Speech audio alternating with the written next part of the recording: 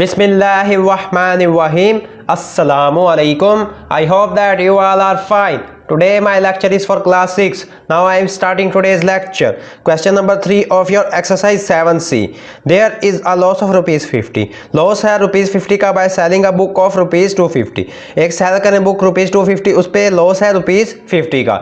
Find its cost price. अब students हमने इसकी कॉस्ट प्राइस फाइंड करनी है एंड द लॉस परसेंट, और लॉस परसेंट इसका हमने फाइंड करना है. तो स्टूडेंट्स लॉस गिवन है रुपीज 50 के इक्वल, और सेल ऑफ प्राइस है जो सेलिंग प्राइस, और सेल प्राइस ऑफ बुक वो गिवन है रुपीज 250 के. अब स्टूडेंट्स हमने कॉस्ट प्राइस फाइंड करना है, तो सेल प्राइस में लॉस जो है वो ऐड कर देंगे. तो स्टूडेंट्स अब वैल्यूज पुट कर देंगे. Cost price is equal to sale price की वैल्यू रुपीज 250 के इक्वल है और लॉस की वैल्यू रुपीज 50 के इक्वल है. तो स्टूडेंट्स इनको आपस में ऐड करें 250 प्लस 50, तो ये कॉस्ट प्राइस हमने फाइंड कर ली है रुपीज 300 के इक्वल आ गई है. अब हमने students rupees loss percent find करना है 50 का, तो 50 को 300 से डिवाइड कर देंगे, मल्टीप्लाई कर देंगे इसको 100% से.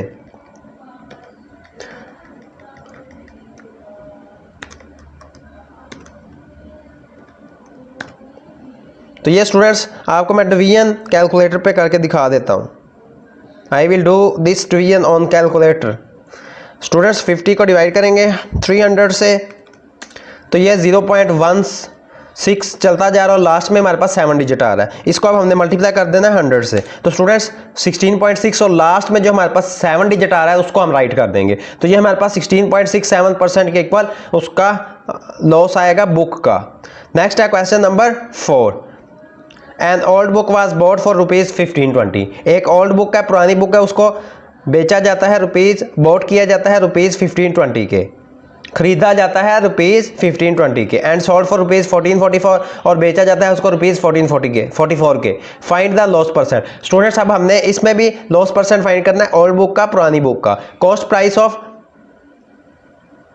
Typewriter is equal to cost price of old book. Cost price of old book students given है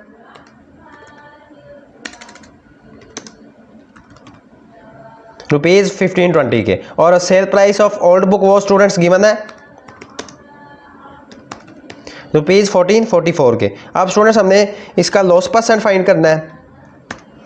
cost price of old book given है रुपीज 1520 के, और sale price of old book वो गिवन है रुपीज 1444 के, और लॉस गिवन है. स्टूडेंट्स इनको हम ऐड कर लेंगे, कॉस्ट प्राइस को sale price, cost price minus sale price करेंगे तो ये फॉर्मूला होता है लॉस का. जब भी स्टूडेंट्स हमने लॉस फाइंड करना है तो कॉस्ट प्राइस में से सेल प्राइस को माइनस कर देंगे. तो स्टूडेंट्स कॉस्ट प्राइस की वैल्यू 1520 के इक्वल है, इसमें से माइनस कर देंगे सेल प्राइस जो कि 1444 के इक्वल है. तो ये स्टूडेंट्स हमारे पास रुपीज 76 के इक्वल आंसर आ जाएगा. अब स्टूडेंट्स हमने इसका लॉस परसेंट फाइंड करना है 76 का. तो स्टूडेंट्स लॉस परसेंट जब हम फाइंड करेंगे तो 76 को डिवाइड कर देंगे, लॉस की जो वैल्यू गिवन है उसको डिवाइड कर देंगे 1520 कॉस्ट प्राइस से. कॉस्ट प्राइस से उसको डिवाइड कर दिए, मल्टीप्लाई कर देंगे 100% से.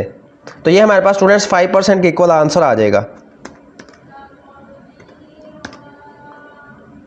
हमने स्टूडेंट्स 76 को डिवाइड करना है फर्स्ट ऑफ ऑल 500 से, 0.152. इसको स्टूडेंट्स हमने मल्टीप्लाई करना है 100 से, तो ये स्टूडेंट्स हमारे पास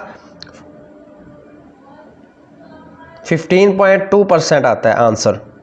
76 को डिवाइड करें 1520 से, 0.05. तो स्टूडेंट्स इसको मल्टीप्लाई करेंगे 100 से, तो ये हमारे पास 5% के इक्वल आ जाएगा आंसर.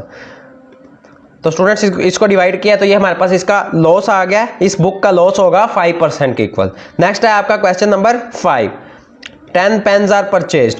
10 पेन्स परचेज किए जाते हैं at the rate of rupees 12.30 each.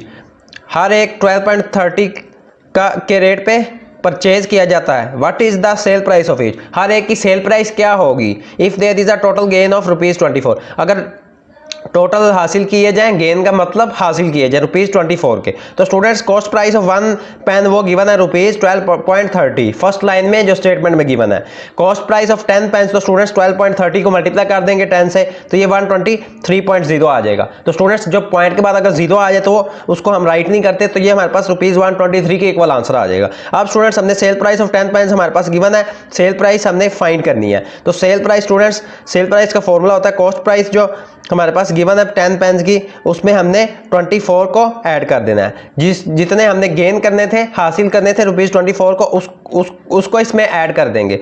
तो स्टूडेंट्स 123 में ऐड कर देंगे 24, तो ये हमारे पास इसका आंसर आ जाएगा ₹147 के। अब स्टूडेंट्स हमने sale price of 1 pen find करना है, तो 10 पेन्स परचेज करने थे फर्स्ट लाइन में गिवन है स्टेटमेंट की, तो 147 को 10 से डिवाइड कर देंगे, तो ये स्टूडेंट्स हमारे पास 14.70 आ जाएगा। 147 डिवाइडेड बाय 10, तो स्टूडेंट्स ये हमारे पास 14.7 के इक्वल आंसर आ जाएगा।